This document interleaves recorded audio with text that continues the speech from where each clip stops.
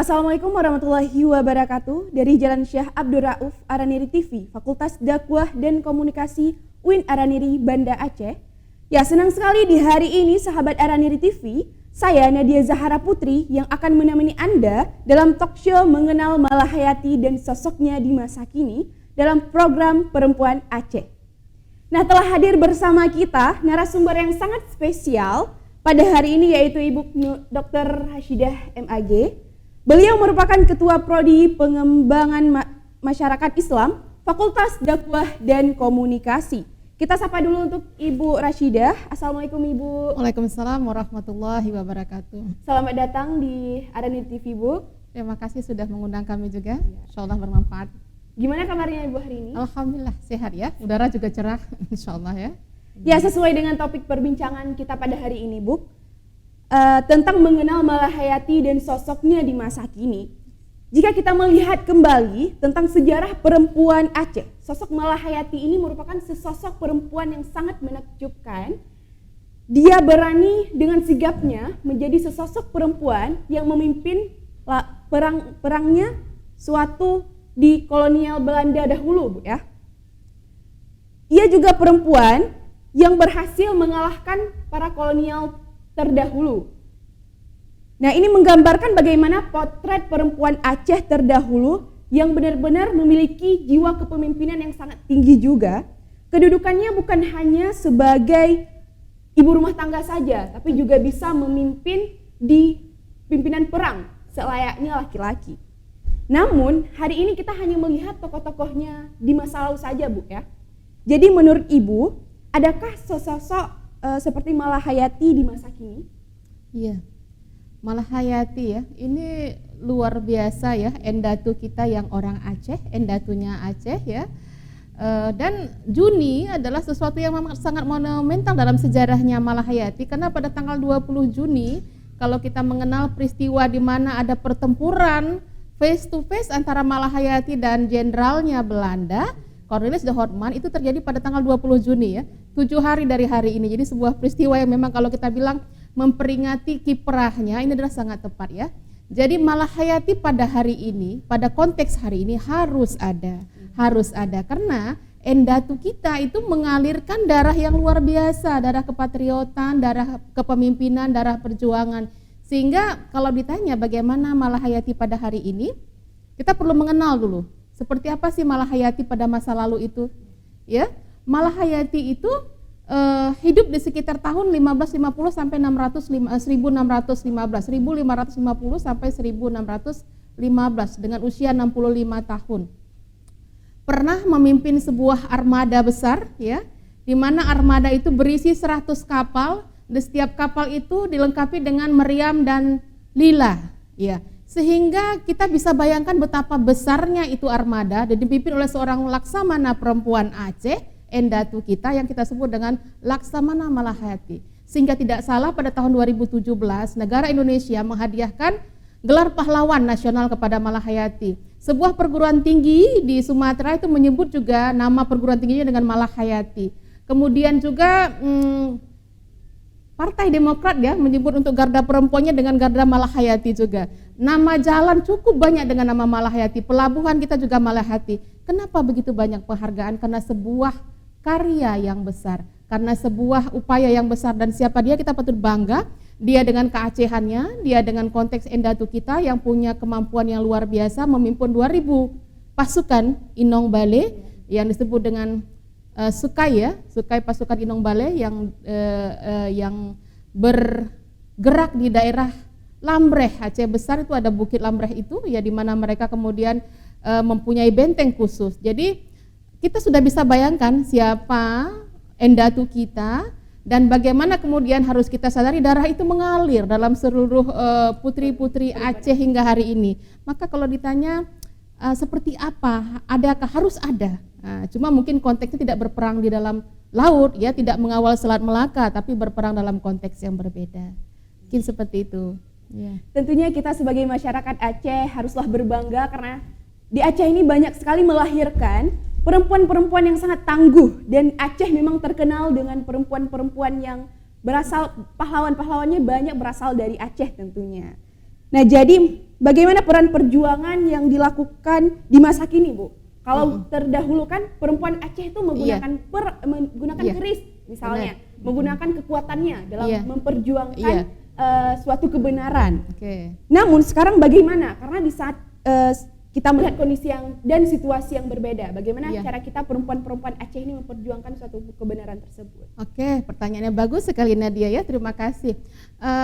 Ada 3 hal penting yang perlu kita bisa belajar dari sosoknya Malahayati. Yang pertama adalah kepemimpinan Malahayati. Dalam konteks perperangan ya, melawan musuh, Malahayati adalah pemimpin yang luar biasa. Dia tangkas secara fisik karena dia memimpin perjuangan fisik ya. Kemampuannya untuk bukan cuma 1 lawan 1 tapi 1 lawan 2 berhadapan dengan Cornelis de Houtman dan juga Frederik de Houtman ya. Cornelis de Houtman itu mati terbunuh dengan dicucuk rencong di dadanya. Frederik de Houtman itu ditawan oleh pasukan Malahayati. Jadi kepemimpinan Malahayati yang luar biasa memimpin 2000 pasukan dengan armada yang cukup besar, itu adalah kepemimpinan yang harus diadopsi oleh semua perempuan Aceh hingga hari ini. Bukan untuk berperang melawan musuh dengan senjata, tapi berperang melawan segala tantangan dengan segala macam ketantangannya. Jadi ada yang sangat menonjol dalam kepemimpinan Malahayati adalah all out ya, bagaimana totalitasnya Malahayati melakukan semua usahanya. Disebutkan dalam beberapa buku sejarah, Dennis Lombard mengatakan bahwa itu Malahayati sangat disegani di pelabuhan di Selat Malaka itu. Dia dikenal sebagai sosok yang bijaksana. Semua pasukan-pasukan atau kapal yang ingin lewat ke Selat Malaka itu lebih memilih akan negosiasi daripada harus masuk dengan jalan perang kalau untuk memasuk Aceh, karena tidak akan berani melawan pasukannya. Begitu bagaimana totalitasnya Malahayati memimpin pasukan-pasukan Inong Bale tadi, yang kemudian mampu menjadi andalan kerajaan Aceh Darussalam yang luasnya sampai ke Malaysia juga. Itu menjadi sebuah capaian luar biasa dan itu harus diadopsi. Bagaimana spirit kepemimpinan totalitas. Yang kedua yang harus kita pelajari dari Malahayati adalah punya kecerdasan yang tinggi. Dia adalah seorang negosiator ya. Negosiator yang sangat ulung. Raja Sultan Aceh pada masa itu beberapa kali menyerahkan urusan negosiasi itu kepada Malahayati. Dalam satu kasus ya dengan Belanda itu pernah terjadi pertempuran yang kemudian menyebabkan Cornelis de Houtman itu gugur dan kemudian Frederik juga ditawan. Itu menyebabkan kemudian hubungan antara Aceh Belanda itu menjadi terancam ya, menjadi tidak nyaman. Apalagi setelah itu kemudian pedagang-pedagang Belanda itu menenggelamkan kapal-kapal ladanya Aceh dengan tidak membayar gitu. Jadi kemudian Aceh mengumumkan setiap kapal Belanda masuk kemudian mendapatkan perlakuan yang tidak aman, ditawan, ditangkap begitu. Jadi kemudian satu waktu dikirimlah dua kapal berisi hadiah yang besar dan surat permohonan maaf dari Belanda. Sultan memerintahkan untuk Malahayati melakukan negosiasi. Jadi dalam satu surat yang dijawab oleh Malahayati adalah bahwa bangsa Aceh adalah bangsa yang cinta damai, tetapi bangsa Aceh itu adalah bangsa yang pandai bertempur. Jadi itu sebuah ancaman bahwa sebenarnya tidak ada maksud kita memperlakukan Belanda dengan tidak bagus, tapi ada sebab-sebab kemudian karena akhirnya Belanda membuat hal-hal yang membuat kemudian kerajaan Aceh bersikap tidak ramah ya. Karena mereka yang memulai. Iya, lalu kemudian ada permohonan maaf dengan hadiah-hadiah dan kemudian negosiasinya adalah Frederik dipulangkan kepada Belanda, tapi kemudian Belanda mengganti rugi semua kapal-kapal pedagang Aceh yang ditenggelamkan. Jadi itu sebuah negosiasi yang luar biasa ya untuk persoalan konflik yang panjang antara dua negara, tapi Sultan mempercayakan negosiasi tadi kepada Malahayati. Negosiasi juga kepada kerajaan Inggris yang pada saat itu meminta izin secara damai bisa masuk melewati Selat Melaka.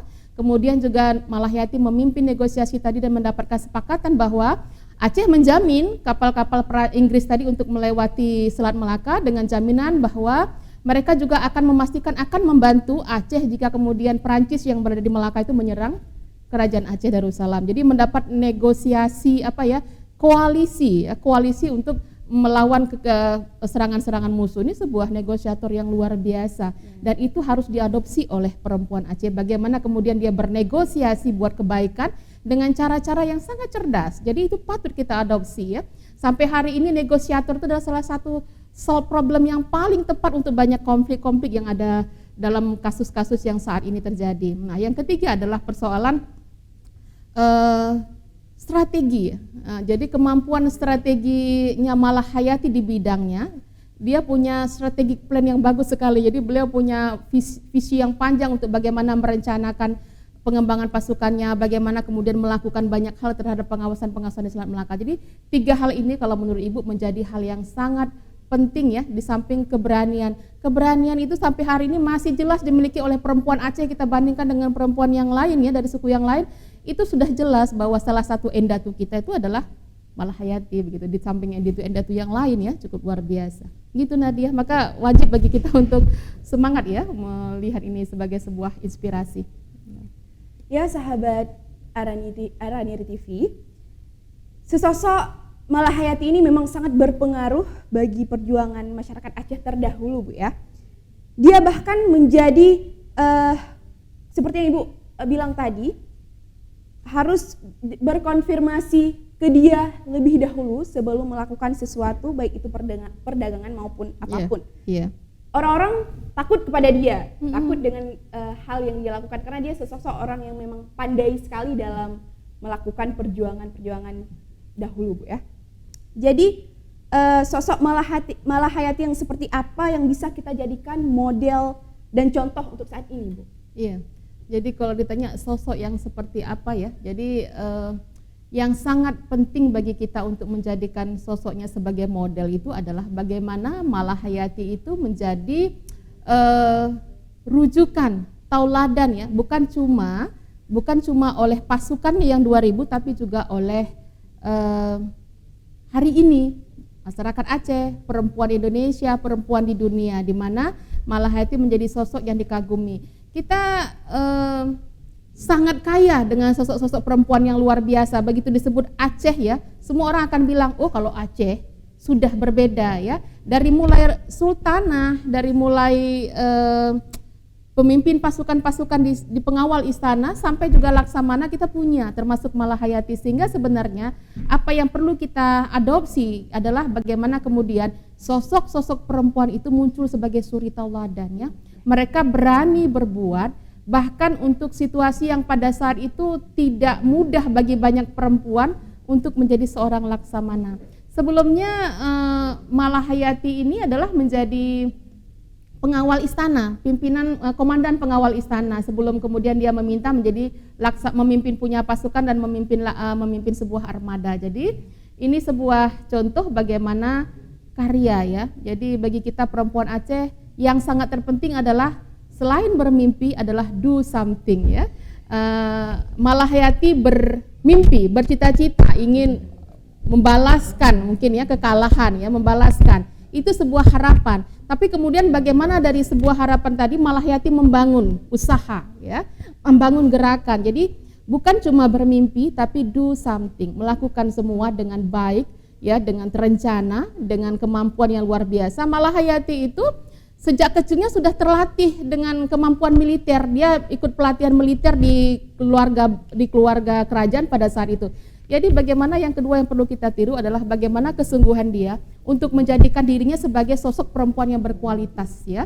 Tidak mengandalkan status sebagai seorang bangsawan, tapi Malahayati adalah sosok yang punya kemampuan militer yang luar biasa dan diakui oleh teman-teman seangkatannya, juga diakui oleh pihak kerajaan. Sehingga bagaimana menjadikan diri sebagai sosok perempuan yang berkualitas, itu adalah bahagian yang kedua yang harus kita kemudian suri tauladan ini dari sosoknya Malahayati. Yang ketiga, Malahayati itu adalah sosok yang memang juga sangat dekat dengan budaya keacehan kita. Jadi bagaimana dia punya nasionalisme keacehan mungkin begitu ya, spirit keacehan yang luar biasa, membela bangsanya ya. Jadi memang bukan spirit yang lainnya, tapi spirit bagaimana as a Aceh woman, as a woman people, dia harus melakukan sesuatu, membela negaranya, membela kerajaannya pada saat itu. Jadi ini juga menjadi spirit. Jadi ada motivasi yang memang lurus yang harus kita munculkan dalam diri kita. Dan untuk perempuan Aceh pada hari ini ya, should do like her ya lah gitu ya, harus mencapai inspirasi-inspirasi yang baik ya.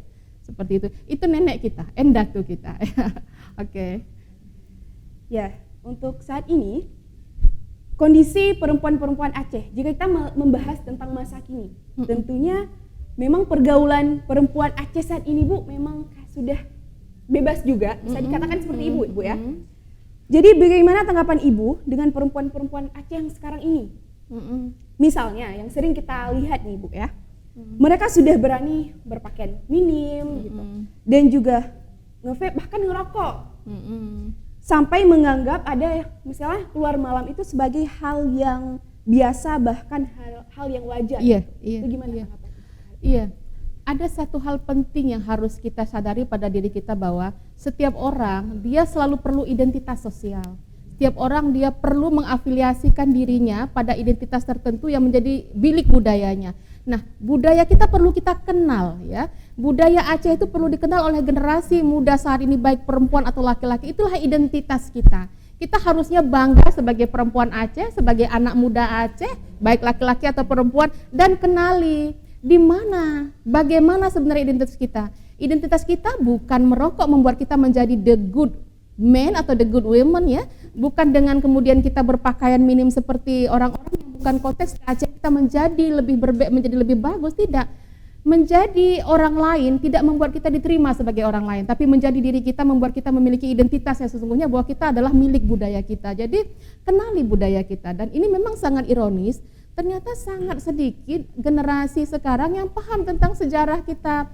Jadi begitu pernah ditanya misalnya tentang sosok Safiatuddin, tentang sosok Malia Hayati, apakah generasi muda kenal? Yang dia kenal cuma, oh itu ya ada Tugu Taman Safiatuddin, oh ada Pelabuhan Malahayati. Tapi siapa Malahayati? Sosoknya seperti apa? Itu tidak menginspirasi, tidak dikenali. Sehingga kalau kami menyebutnya ada gap identitas ya, di mana identitas kita yang sangat luar biasa, itu ternyata tidak dikenali, lalu kemudian generasi mencoba mengadopsi identitas budaya lain sebagai dirinya. Itu berbeda, karena karakter yang tertanam dalam diri kita adalah budaya Aceh dengan konteks keacehan yang luar biasa, dengan tuntunan-tuntunan norma, dengan tuntunan-tuntunan sikap yang tidak membuat kita harus sama dengan orang lain.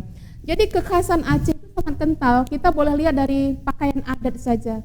Sangat jarang pakaian adat di Nusantara ini yang menggunakan celana panjang bagi perempuan dengan rencong. Ya, tapi pakaian budaya adatnya Aceh itu adalah celana panjang yang tangkas dan rencong. Artinya identitas kita adalah perempuan tangkas. Keraskah? Tidak.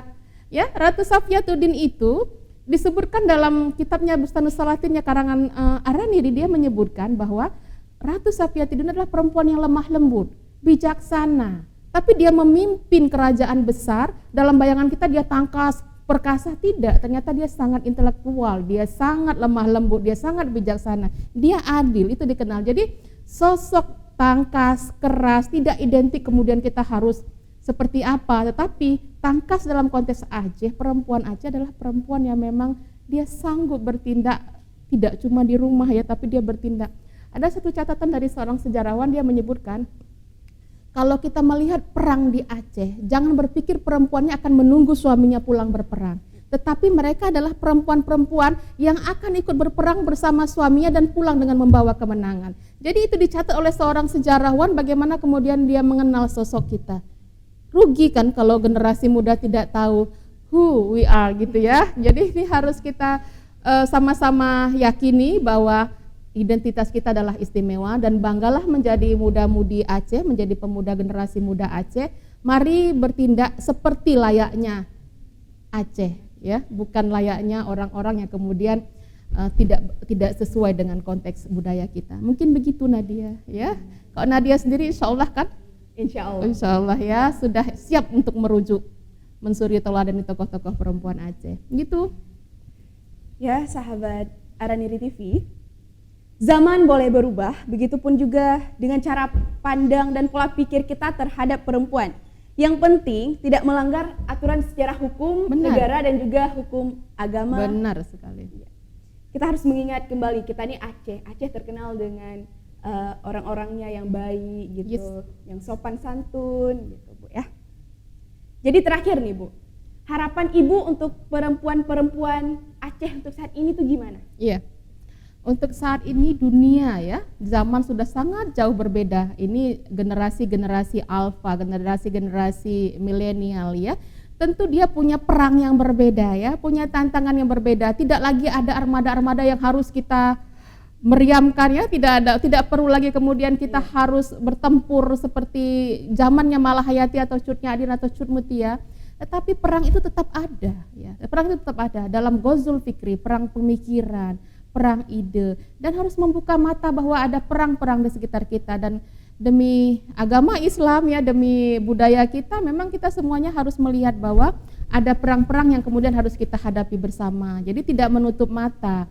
Seolah-olah kemudian sudah selesai konflik, tidak ada lagi perang. Cukup banyak perang, termasuk perang-perang dengan informasi media, termasuk perang-perang dengan arus besar budaya yang memang kemudian globalisasi dan modernisasi. Nah, ini kan perang yang sebenarnya menuntut adanya Serikandi baru dari Aceh, dari Malahiyati yang baru, yang memimpin mungkin armada media sosial ya, armada media-media lainnya yang kemudian menjadi counter terhadap serangan-serangan yang berbahaya. Kita bisa bayangkan ada satu statement bahwa ingin lihat bagaimana Aceh 20 tahun ke depan, maka lihatlah generasi mudanya pada hari ini. Sempat khawatir kita, ibu sempat takut jadi tua juga ya kalau misalnya khawatir melihat kalau begini terus anak mudanya nih, khawatir kita. Tapi kita berharap bahwa kemudian dengan identitas kita sebagai generasi muda Aceh, kita patut berbangga ya, patut berbangga, dan untuk bangga kita harus tahu who we are, siapa kita, dan budaya kita itu adalah budaya yang memang harusnya membuat orang lain bangga. Banyak sekali statement kebanggaan buat bagaimana sejarah perempuan dan perjuangan untuk Aceh ini, dan ibu pikir itu adalah modal yang mengalir dalam darah semua putra-putri Aceh. Hari ini kita punya perang berbeda, maka do something, lakukan sesuatu. Tidak usah berpikir untuk merubah dunia, tapi berpikirlah melakukan sesuatu walaupun cuma kecil ya, dan itu pastinya akan bergulir memberikan perubahan. Mungkin begitu Nadia. Jadi itulah harapan dari ibu kita, Ibu Rashidah. Jadi kesimpulan yang dapat kita ambil ini, untuk perempuan-perempuan Aceh di luar sana, bermimpilah dalam melakukan do something Bu ya, melakukan sesuatu apapun itu, harus bermimpi, harus berpikir bagaimana kalau kita melakukan hal ini, apa sebab akibat yang kita dapatkan, dan juga perang yang kita lalui sekarang ini bukan hanya perang untuk perang yang fisik, bukan itu saja, namun perang pemikiran ide seperti Ibu yang bilang tadi, harus juga berjuang mempertahankan karakter diri kita sendiri. Karakter Aceh itu seperti apa? Aceh itu terkenal dengan agamanya yang tinggi, rasa sosialnya juga tinggi gitu. Kita harus mempertahankan identitas tersebut gitu ya Bu. Dan juga untuk perempuan-perempuan Aceh di luar sana nih, harus bersungguh-sungguh untuk menjadi perempuan yang berkualitas. Kita harus tetap mementingkan kualitas kita sebagai perempuan tentunya. Dan juga suri tauladan untuk Malahayati dan spirit membela agama harus kita contohkan untuk kehidupan kita yang sekarang. Dan juga berbicara dengan identitas, kita harus tahu dari mana asal kita Bu ya. Yes. Oke, terima kasih untuk hari ini kepada semua sahabat Araniri TV, dan juga terima kasih untuk narasumber kita Ibu Dr. Rashidah MAG yang telah berbagi ilmunya tentang mengenal Malahayati dan sosoknya di masa kini. Dan semoga kita bisa jadikan pelajaran ini untuk kehidupan kita dan sekarang, dan juga perempuan-perempuan Aceh di luar sana. Insyaallah, amin, Ya. amin, amin. Mohon maaf jika ada kesalahan dan kekurangan. Stay tune terus di Araniri TV. Wassalamualaikum warahmatullahi wabarakatuh.